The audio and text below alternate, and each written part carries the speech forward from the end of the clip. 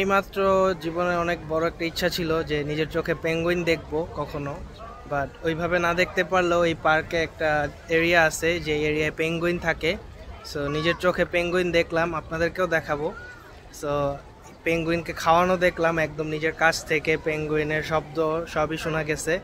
So ভিডিওতেও দেখতে পারবেন কিভাবে খাওয়ায়, কখন খাওয়ায়। সো আর কি পেঙ্গুইনগুলো যে কাছে থেকে দেখার যে একটা ফিলিংস, এটা বলে বোঝানো সম্ভব না।